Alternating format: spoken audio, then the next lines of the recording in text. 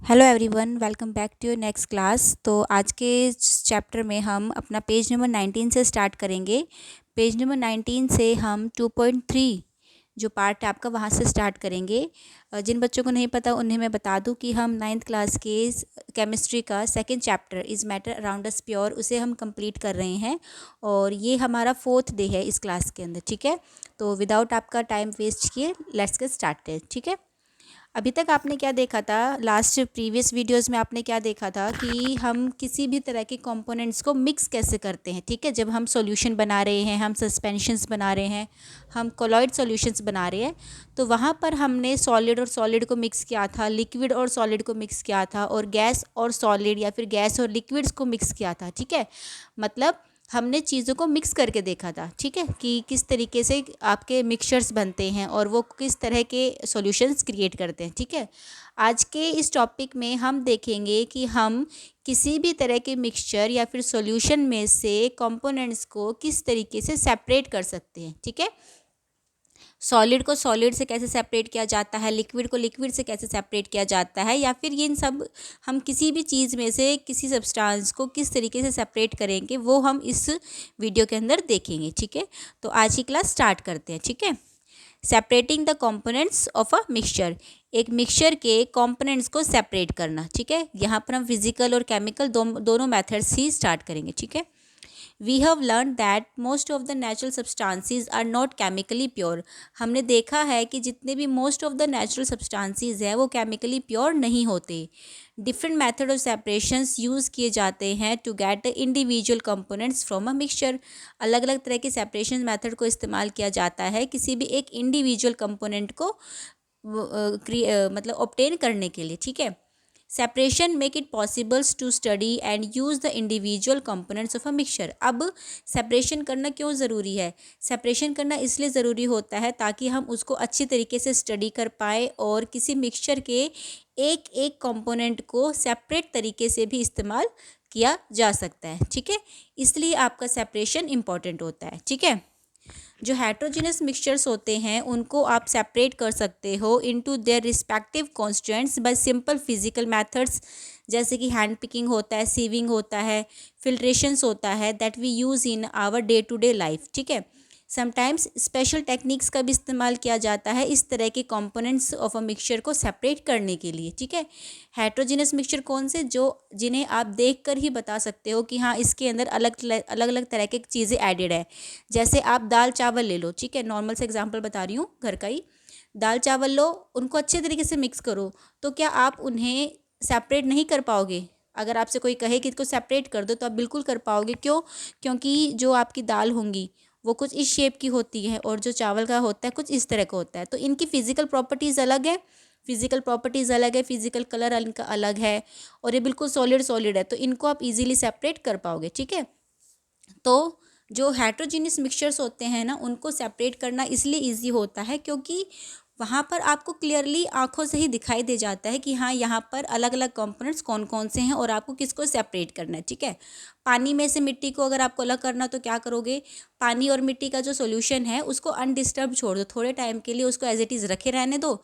जो मिट्टी होएगी उसके पार्टिकल्स हैवी होने की वजह से बॉटम में सेटल डाउन हो जाएंगे और पानी को आप बाहर कर सकते हो, तो यहाँ से आपका मिट्टी और पानी सेपरेट हो जाता है। ठीक है, अब बात करते हैं अगर कुछ ऐसे होमोजीनियस सब्सटेंसेस, होमोजीनियस मिक्सचर्स या फिर सॉल्यूशंस जो जिनको आप देखकर नहीं बता सकते कि इसके अंदर कौन सा कंपोनेंट एडेड है, उन्हें आप किस तरीके से सेपरेट करोगे। ठीक है, तो ये वाला पार्ट आपका इंपॉर्टेंट रहने वाला है। ठीक है, how can we obtain colour component dye from blue या फिर ब्लैक इंक। आप ब्लैक इंक होती है, ब्लैक इंक ले लेते हो, ब्लू इंक ले लेते हो। अब ब्लैक और ब्लू इंक डायरेक्ट नहीं बनी हुई होती, उनके अंदर भी बहुत तरह के कलर्स पहले से ही एडेड होते हैं। तो आप इस तरह के मिक्सचर में से ब्लैक या फिर ब्लू इंक में से अलग अलग कंपोनेंट्स को किस तरीके से सेपरेट करोगे, ये हम इस एक्टिविटी के अंदर देखेंगे। तो स्टार्ट करते हैं अपनी एक्टिविटी 2.3.1। ठीक है, चलिए आगे देखते हैं। Fill half a beaker with water, एक बीकर लेना है, उसको हाफ वाटर से फिल करना है। Put a watch glass on the mouth of the beaker, आपको इसके ऊपर एक वॉच ग्लास, ठीक है, जिसमें से आप आर पार देख सको, उसको आपको पुट करना है। Put few drops of ink on the watch glass. इस जो आपने प्लेट जैसे रखा होता है ना वॉच ग्लास, इस तरह का बोल सकते हो, एक प्लेट की तरह होता है जो आपकी ट्रांसपेरेंट होता है जिसमें से आप क्लियरली देख सकते हो, ठीक है। इस वॉच ग्लास के ऊपर आपको थोड़ी सी इंक की ड्रॉप्स डालनी है, ठीक है। अब आपको क्या करना है, now start heating the beaker. We do not want to heat the ink directly, you will see that evaporation is taking place from the watch glass. अब आपको क्या करना है कि इस बीकर को हीट करना है, ठीक है। अब आप कहोगे कि इस इंक को पानी में एडिट करके क्यों नहीं हीट कर दिया, तो हमें डायरेक्ट नहीं करना, हमें इसका इवेपोरेशन लेवल चेक करना है, ठीक है। Continuous heating as the evaporation goes on and stop heating when you do not see any further change in the watch glass। आपको क्या करना है कि आप जब इस पानी को गर्म कर रहे हो, हीट कर रहे हो, तो आपको तब तक इसके अंदर इसको गर्म करना है जब तक कि आप इसमें कोई ना कोई चेंजेस देखो कि इसमें से भाप निकल रही है, ठीक है, या फिर इंक का कलर आपका चेंज हो रहा है, इंक आपकी की इंक की क्वांटिटी कम हो रही है, तब तक आपको इसको गर्म करना है, हीट करना है, उसके बाद आपको इसको स्टॉप कर देना है, ठीक है। Observe carefully and record your observation. आपको सारी की सारी ऑब्जर्वेशंस को केयरफुली ऑब्जर्व करना है और उसको फिर आपको नोट डाउन करना है, ठीक है। ठीक है, तो अब इस एक्टिविटी में आपको इन क्वेश्चंस का आंसर देना है। आपने जो एक्टिविटी परफॉर्म की इसके अंदर आप क्या देखोगे, देखो नॉर्मल सी बेसिक सी चीज़ है यहाँ पर कि जब आप इस कंटेनर को गर्म कर रहे हो, यहाँ से पानी बॉईल हो रहा है, बॉईल करने के ऊपर आपने यहाँ पर एक प्लेट रखी जिसके अंदर इंक रखी है। तो जब आप इस पानी को गर्म करोगे, पानी गर्म होगा, यहाँ से हीट निकलेगी और हीट कहाँ पर जाएगी, इस प्लेट के पास, ठीक है।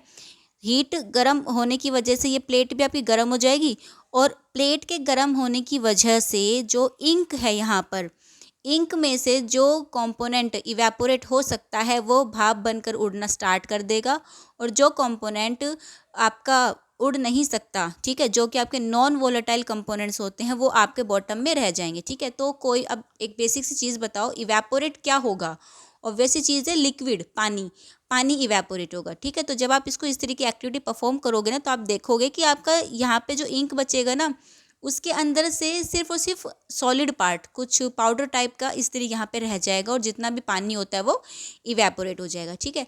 तो इस एक्टिविटी से हमें पता चलता है कि जो इंक होती है वो एक मिक्सचर होती है डाई इन वाटर का, ठीक है। पानी के अंदर डाई को मिक्स किया जाता है, ठीक है।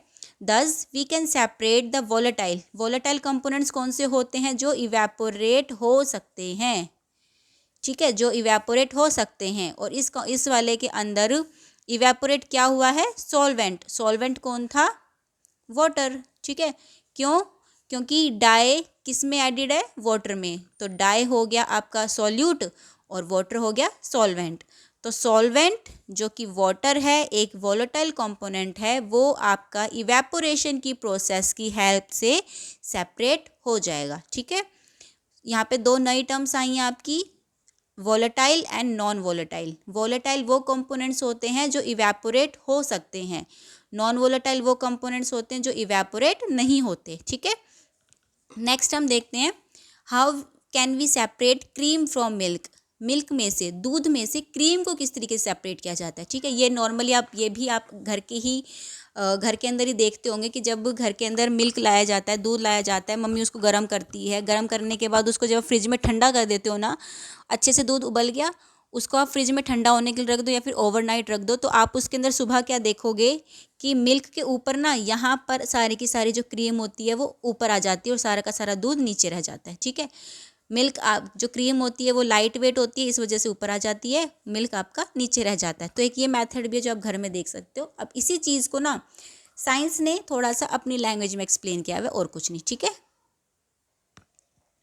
Nowadays, we get full cream toned and double toned varieties of milk packed in polypacks or tetra packs in the market। ये इस तरह के मिल्क आपको मार्केट के अंदर मिलते हैं। These varieties of milk contain करते हैं डिफरेंट अमाउंट ऑफ फैट। वो जो क्रीम होती है मलाई, वो होता क्या एक्चुअल में, फैट होता है, ठीक है, बस इसके अंदर डिफरेंस होता है। किसी पैकेट के अंदर जो आपका टोन्ड हुआ उसमें कम फैट हुआ, डबल टोन्ड है तो उसमें ज़्यादा फैट होएगा, बिल्कुल नॉर्मल पैकेट लोगे तो उसमें फ़ैट बहुत ही ज़्यादा कम होगा, इस तरीके से डिफरेंस होता है, ठीक है। Take some full cream milk in a test tube. एक टेस्ट ट्यूब लो, इस तरह की होती है टेस्ट ट्यूब, जिसको नहीं पता ऐसे, ठीक है, सॉरी ये यहाँ से पतला नहीं होता, ये इक्वल का होता है, ठीक है। Centrifugate it by using a centrifuging machine for 2 minutes. अब सेंट्रीफ्यूज क्या होता है, घर के अंदर किसी ने अपनी मम्मा को दूध पिलाते या फिर चाय बनाते हुए देखा है, लस्सी बनाते हुए, ठीक है।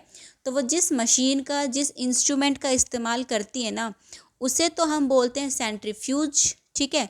और उस प्रोसेस को हम बोलते हैं सेंट्रीफ्यूजिंग, ठीक है। ओवरऑल होता क्या है, इसके अंदर हम क्या करते हैं, हम अपना दूध लेंगे और बस इसको ना इस तरीके से ऐसे ऐसे करके इसको रब करेंगे इस तरीके से, और ये जो प्रोसेस है इसे हम बोलते हैं सेंट्रीफ्यूगेशन, ठीक है। बस इतना सा इसके अंदर ध्यान रखने की चीज़ होती है।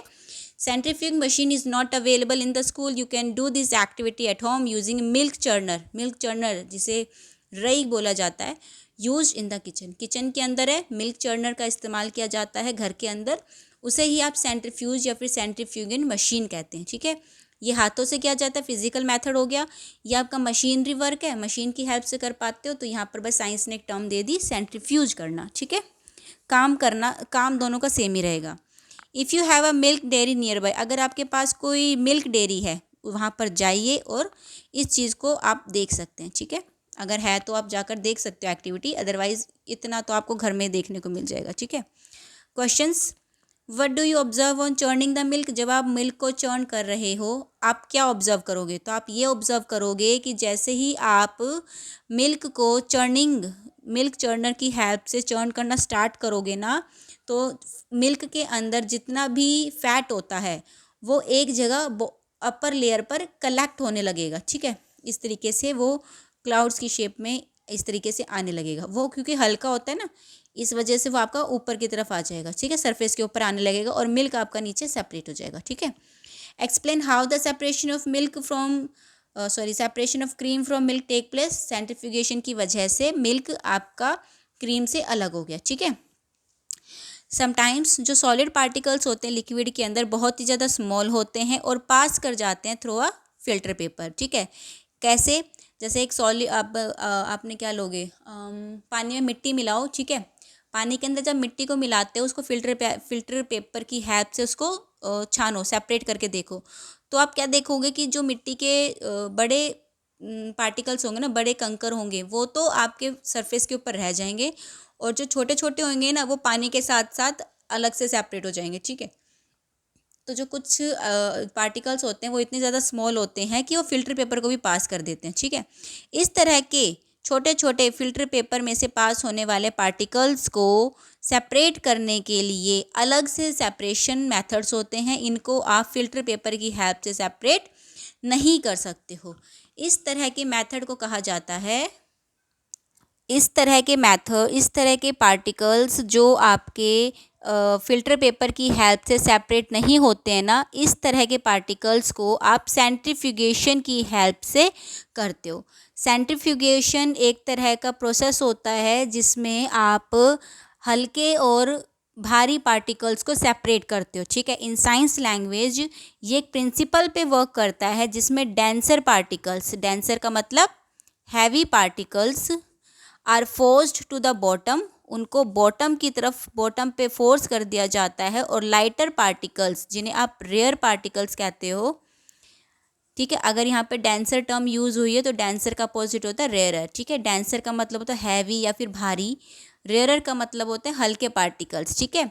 हल्के पार्टिकल्स होते हैं वो सरफेस के ऊपर आ जाते हैं, ठीक है। ये आप अपने घर के अंदर प्रैक्टिकल मेथड से कर कर देख सकते हो, बहुत सिंपल सा होता है, ठीक है। एप्लीकेशंस, कहाँ कहाँ काम आता है ये, used in diagnostic laboratories for blood and urine test, ठीक है। लेबॉर्ट्रीज़ के अंदर इस्तेमाल किया जाता है ब्लड और यूरिन टेस्ट, जब इसको परफॉर्म किया जाता है तो सेंट्रीफ्यूगेशन वहाँ पे किया जाता है।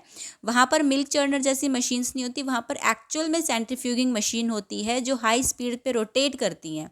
उनका काम बेसिकली होता ही है कि वो रोटेट करती हैं। अच्छा, रोटेशन से याद आया, इसको अब मैं थोड़ा और एक्सप्लेन कर देती हूँ।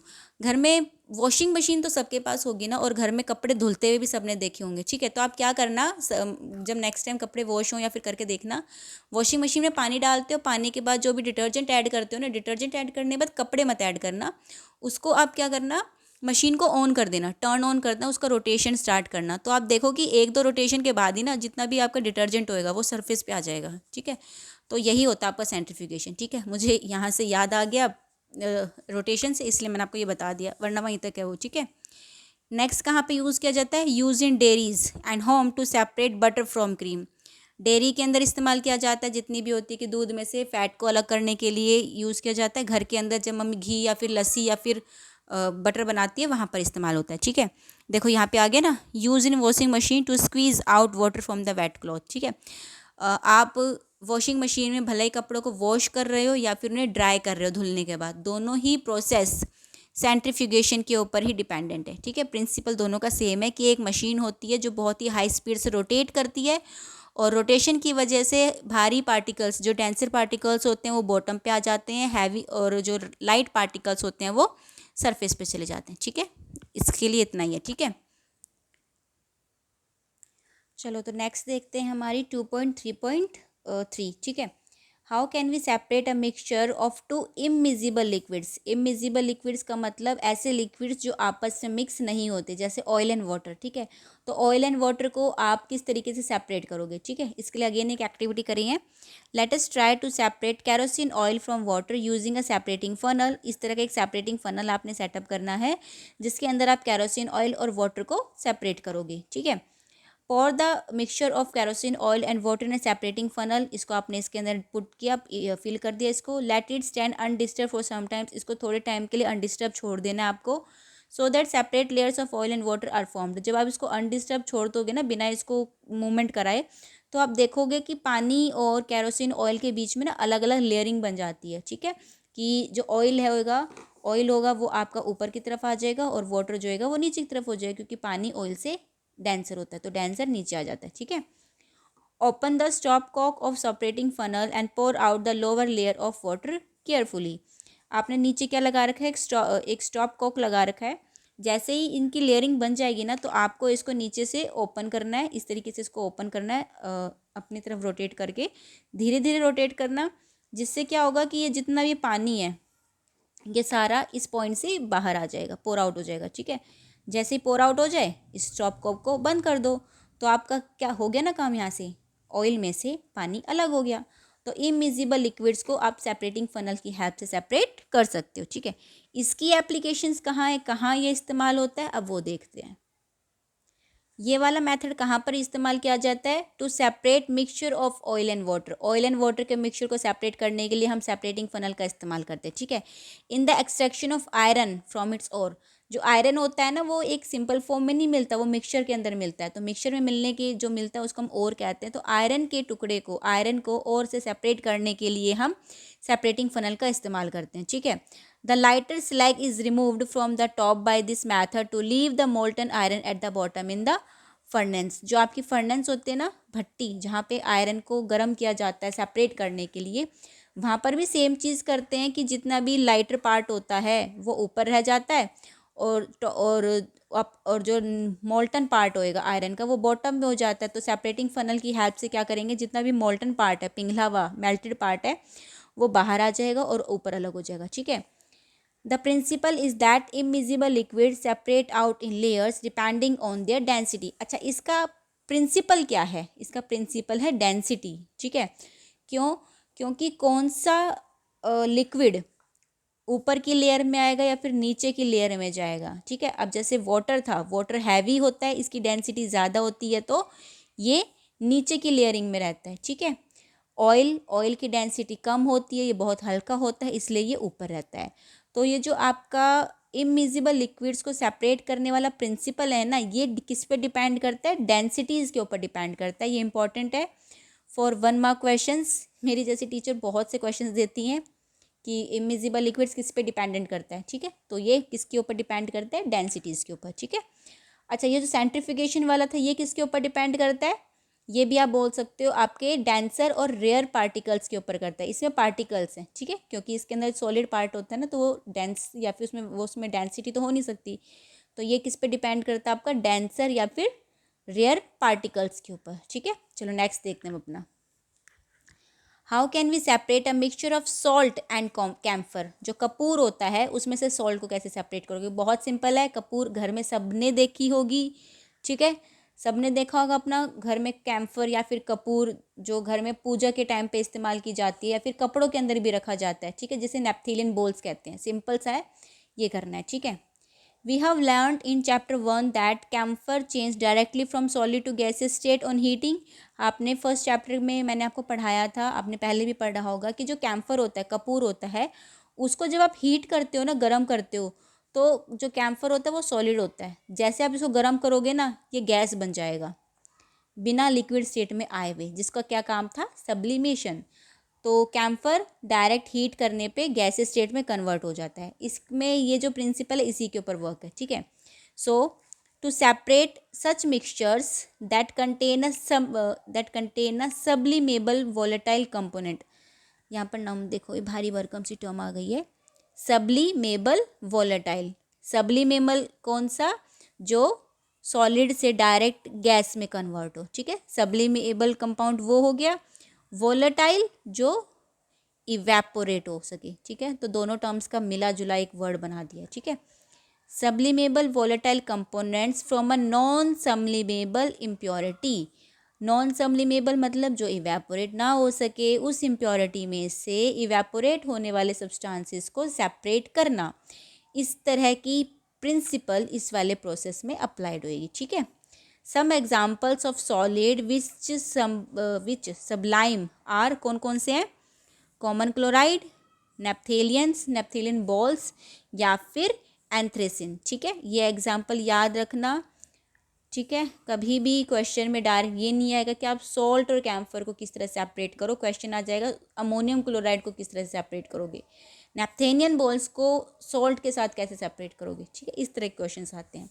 चलो ये अपनी आपकी ड्राइंग देखते हैं। देखो ये सब कुछ पता ही होगा, ये बर्नर लगा दिया है, स्टैंड लगा दिया है, ये नीचे चाइना डिश है, चाइना डिश के ऊपर आपने एक फनल को उल्टा करके इन्वर्टेड फनल रख दिया, ठीक है। चाइना डिश में क्या है, आपका सॉल्ट और कैम्फर है, ठीक है। वही वाला अपना प्रोसेस करते हैं। हीटर को ऑन करो, बर्नर को गर्म करो, हीट होएगी, गर्म होगा। गर्म होने से क्या होगा, सॉल्ट और यहाँ पर कैम्फर है, तो सॉल्ट और कैम्फर में से हीटिंग इफेक्ट किसके ऊपर आएगा, ऑब्वियसली सॉल्ट के ऊपर तो आएगा नहीं, सॉल्ट ज़्यादा से ज़्यादा आपका गर्म होगा, ठीक है, लेकिन वो इवेपोरेट नहीं होगा, ठीक है। अच्छा यहाँ पर एक ऊपर हमने कॉटन प्लग और लगाना ताकि कोई दो सॉल्ट या फिर कैम्फर में से कोई भी चीज़ उड़ के बाहर ना जाए, ठीक है। तो जैसे आप इसको गर्म करोगे ना, तो सॉल्ट तो यहीं रह जाएगा, कैम्फर इवेपोरेट होकर बाहर नहीं निकल सकता, ठीक है। तो इवेपोरेट होकर आएगा, उड़ेगा, उड़ा उड़ा उड़ा, ठीक है। जैसे आपने बीकर को यहाँ पे बंद किया, हीट कम हुई, ठंडा हुआ, तो ये जो उड़ के ऊपर गया था ना, वो यहाँ पर इस तरह से सॉलिडिफाई हो जाएगा यहाँ पर, ठीक है। ये होगा इसके अंदर, तो सॉलिडिफाई कैम्फर्स यहाँ से सेपरेट हो जाएगा। अब अपना वापस से फनल को उठाओ, चाइना डिश अलग करो, चाइना डिश में आपका सॉल्ट मिल जाएगा, इस फनल के अंदर आपको क्या मिल जाएगा, कैम्फर। तो ये वाली एक छोटी सी आपकी एक्टिविटी थी, separation of camphor and salt by sublimation, ठीक है। इसको थोड़ा डीपली कर सकते हो, क्योंकि आपको अगर क्वेश्चन आ जाता है कि आप कैम्फर और सॉल्ट को बाय सब्लिमेशन कैसे सेपरेट करोगे, तो आपने ये सारा जो भी कहानी लिखी है, ये कहानी लिखनी है, अपनी लैंग्वेज में लिख सकते हो, वेल एंड गुड, नहीं लिख सकते तो इसको एज इट इज़ लिख लेना और ये डायग्राम बना देना, ठीक है। आने को कुछ भी आ सकता है ना आजकल, ठीक है। नेक्स्ट पेज पे मूव ऑन करते हैं अपना। चलिए तो अपना पेज नंबर 21 से स्टार्ट करेंगे। 2.3.5 is the dye in the black ink a single colour. जो अभी आपने डाई या फिर ब्लैक इंक वाला देखा था ना, अभी यहाँ पे क्वेश्चन पूछ रहा है कि जो ब्लैक इंक या फिर आपने डाई ली थी, क्या उसके अंदर एक ही कलर होता है, तो क्वेश्चन पूछ रहा है, आंसर है नहीं, ठीक है। आंसर है नहीं, नो, वो एक कलर नहीं होता। ब्लैक कलर के अंदर आपको बहुत से कलर देखने को मिलेंगे, ठीक है। चलो नेक्स्ट एक्टिविटी स्टार्ट करते हैं। Take a thin strap of filter paper. एक फिल्टर पेपर की एक थिन स्ट्रैप, पतली सी स्ट्रैप लेनी है, उसके बॉटम पे आपको इस तरीके से लाइन को ड्रॉ करना है, approximately 3 centimetre above the lower edge. ये सरफेस इससे इतना ऊपर, ये देखो ऐसे बनाती हूँ, शीट ये ली, इसको यहाँ से पकड़ना और कुछ 3 सेंटीमीटर यहाँ पर आपको एक लाइन ड्रॉ करनी है, ठीक है। Put a small drop of ink water soluble that is from a sketch pen or fountain pen. Pen की इंक लेना, कौन से पेन होना चाहिए, फाउंटेन पेन, ठीक है, या फिर स्केच पेन। स्केच पेन मतलब जो कलरिंग करने के लिए आप इस्तेमाल करते थे, ठीक है, वो वाला पेन आपने लेना है और उसकी इंक को आपको यहाँ पर इस पॉइंट पर प्लेस करना है, जैसे यहाँ पर दिखाया गया ना, यहाँ, ठीक है। इस तरीके से आपने यहाँ पर स्पॉट कर देना उसको, ठीक है। लेट इट ड्राई, सूखने दो भाई इसे अब। Lower the filter paper into a jar, glass, beaker, test tube containing water so that water drop of ink on the paper is just above the water level. ठीक है, अब देखो क्या करना है। ये पेपर को उठाना है इस तरीके से। ठीक है, पेपर को उठाया, एक ग्लास लो, ग्लास स्टील का ग्लास बिल्कुल नहीं लेना, इस तरह से लेबोरेटरी वाला ग्लास लेना है। और आपको क्या करना है, इस पेपर को ना इस ग्लास के अंदर इस तरह से डिप करके लटका के रखना है। ठीक है, लटका के रखना है। बॉटम के अंदर पानी होना चाहिए, इतना पानी होना चाहिए कि इसका ये वाला सरफेस डिप हो जाए सिर्फ, मतलब पानी यहाँ तक होना चाहिए, इसको टच करे ये। ठीक है, इस तरीके से आपने करना है। ये देखो क्या क्या है इसके अंदर, बाकी इसमें सारी चीज़ें आपको वो करनी है, ऑब्जर्व करनी है। देखो ये ग्लास रोड लगा रखी है। ठीक है, पेपर स्ट्रिप ये वाली, जार हो गया, स्ट्रिप ऑफ फिल्टर पेपर, ये जो फिल्टर पेपर आपने लिया था, ये आपका इंक का स्पॉट हो गया, और ये नीचे पानी हो गया। ठीक है, हो गया। Separate of dyes in the black ink using, इस तरह के प्रोसेस को हम जो बोलते हैं ना, इस तरह की ये जो आपने कह रहा है एक्टिविटी कर रहे हो, इसका नया नाम क्या होता है, क्रोमेटोग्राफी। क्रोमेटोग्राफी के अंदर आप इंक में से डिफरेंट कलर्स को सेपरेट करते हो। ठीक है, now answer the following questions. What do you observe on the filter paper as the water rise on it. आप जैसे जैसे अभी पानी है ना, देखो ये जो डिप था, ये पेपर पानी में डिप होने की वजह से क्या होता है कि जो पानी का लेवल है वो ऊपर, इस पानी का जो लेवल है ना ये ऊपर चढ़ता जाएगा, क्योंकि जो पेपर है वो वाटर को एब्जॉर्ब करेगा। ठीक है, तो ये आपको ऊपर होता जाएगा। Do you obtain different colours on the filter paper strip. तो हाँ, आप इस तरह के जैसे जैसे पानी का लेवल ऊपर होता जाएगा ना, तो जैसे यहाँ ब्लू आ गया या हल्का सा ग्रीन आ गया, ये कलर आपको यहाँ देखने को मिलेगा। लेकिन ऐसा नहीं बहुत ही डार्क कलर आ रहा है, बहुत ही हल्का हल्का कलर आपको यहाँ पे देखने को मिलेगा। ठीक है, the ink that we use has water, जो इंक आपने इस्तेमाल की थी उसके अंदर पानी था, एज सॉल्वेंट, और जो डाई होती है वो सोल्यूबल होती है। ठीक है, as the water rises on the filter paper, जैसे जैसे वाटर फिल्टर पेपर के ऊपर जाएगा, उसको जो फिल्टर पेपर है वो वाटर को एब्जॉर्ब करना स्टार्ट होएगा ना, it takes along with it the dye particles. तो वो क्या करेगा, ये इंक का जो स्पॉट था ना, आपने जो निशान यहाँ पे लगाया था, जैसे जैसे पानी इस फिल्टर पेपर के ऊपर आता रहेगा तो वो अपने साथ साथ इस इंक के कलर को भी लेकर जाएगा। ठीक है, अकेला नहीं आएगा, वो साथ साथ उसको भी लेके आएगा। Usually a dye is a mixture of 2 or more colours. Usually क्या होता है, जो डाई होती है वो मिक्सचर होती है, उसमें 2 या 2 से ज़्यादा कलर्स मिलते हैं। ठीक है, the coloured component that is more soluble in water rises faster and in this way the colors get separated। अब ये डाई है ना, ठीक है, अब डाई को बनाने के लिए 1 से 2 से ज़्यादा कलर्स का इस्तेमाल किया जाता है। ठीक है, तो उन 2 से ज़्यादा जो कलर्स का इस्तेमाल किया गया है उनमें से कौन सा कलर ज़्यादा वाटर सोल्यूबल है वो ज़्यादा ऊपर तक जाएगा। ठीक है, क्योंकि पानी जहाँ तक ऊपर जाएगा वो कलर भी ऊपर तक जाएगा। ठीक है, और जो कम सोल्यूबल होंगे वो नीचे रह जाएंगे। सपोज़ करो, अब देखो यहीं पे बता देती हूँ, जैसे आपने क्या किया है, ये स्ट्रिप थी, यहाँ पर आपने कलर लिया, तो पानी का लेवल जिस तरीके से ऊपर जाता गया तो आप क्या देखोगे, मान लो पानी यहाँ तक गया है। ठीक है, तो यहाँ पर आ गया, चलो रेड कलर का निशान दिखेगा, उससे हल्का आपको येलो कलर दिख जाएगा, उससे नीचे आपको ब्लू कलर दिख जाएगा। तो जो कलर ज़्यादा वाटर सोल्यूबल होगा डाई के साथ साथ वो वहाँ पर सेपरेट हो जाएगा। तो इस तरह के प्रोसेस को हम बोलते हैं क्रोमेटोग्राफी। ठीक है, ये आप हायर क्लासेस के अंदर 11th 12th या फिर आप ग्रेजुएशन लेवल पर इस चीज़ को प्रैक्टिकल करके भी देखोगे। ठीक है, तो इसमें ये है क्या, आगे देखते हैं एक बार। This process of separation of components of a mixture is known as chromatography। Chroma in Greek means colour. जो ये क्रोमेटोग्राफी का क्रोमा है ना, इसका मीनिंग क्या है ग्रीक लैंग्वेज में, colour. This technique was first use for separation of colours. इस टेक्निक को सबसे पहले कलर्स को सेपरेशन के लिए यूज़ किया गया था, सो इसी वजह से इसका नाम दे दिया गया। ठीक है, इसमें डेफिनेशन क्या होती है क्रोमेटोग्राफी की, क्रोमेटोग्राफी एक टेक्निक होती है use for the separation of those solute that dissolve in the same solvent. ठीक है, क्रोमेटोग्राफी उस तरह के सॉल्यूट को सेपरेट करने के लिए इस्तेमाल की जाती है जो सेम सॉल्वेंट के अंदर यूज़ की गई हो। सेम सॉल्वेंट का मतलब डाई है, पानी में डाई डालो, डाई के अंदर पानी डालो, लेकिन आप कर क्या रहे हो, कलर्स को ऐड कर रहे हो, तो एक कलर दूसरे कलर में एडिड है, तो सोल्यूट और सॉल्वेंट दोनों ही कलर हुए, ठीक है। लेकिन कौन सा कलर, उन कलर्स को सेपरेट करने के लिए ना, वन बाय वन करके आप जब कलर्स को सेपरेट कर पाते हो, इसी चीज़ के लिए आप ये क्रोमेटोग्राफी का इस्तेमाल करते हो, ठीक है। एप्लीकेशंस क्या हैं, ये colour to separate colours in dye, dye को सेपरेट करने के लिए इस्तेमाल किया जाता है। Pigment from natural colours, natural colours में से पिगमेंट्स को सेपरेट करने के लिए इस्तेमाल किया जाता है। और या फिर drugs from from blood, blood में से ड्रग्स, दवाइयाँ या फिर किसी तरह की किसी टाइप की मेडिसिन का इस्तेमाल किया गया हो, उसे सेपरेट करने के लिए आप क्रोमेटोग्राफी का इस्तेमाल करते हो, ठीक है। सो आज के लिए इतना ही करेंगे। आज हमने 2 पेजेस कवर कर लिए अपने, ठीक है। पेज नंबर 21 के एप्लीकेशंस तक हमने कवर किया, क्रोमेटोग्राफी तक। तो सभी बच्चे यहाँ तक क्लियर करेंगे। कोई डाउट होता है तो उसे कमेंट सेक्शन के अंदर प्लीज़ प्लीज़ प्लीज़ उसे मेंशन करना। और अपने समर वेकेशन का आई होप आप लोग वेस्ट ना कर रहे हो, क्योंकि समर वेकेशन का टाइम बहुत इंपॉर्टेंट होता है। खेल कूद के साथ साथ आप इसे अपना मोस्ट ऑफ द सिलेबस यहीं पर कंप्लीट कर सकते हो, एटलीस्ट समझ सकते हो, ठीक है। समझ लोगे एक बार, अच्छे से आ जाएगा, तो आपको एग्ज़ाम टाइम में प्रॉब्लम नहीं होगी, ठीक है।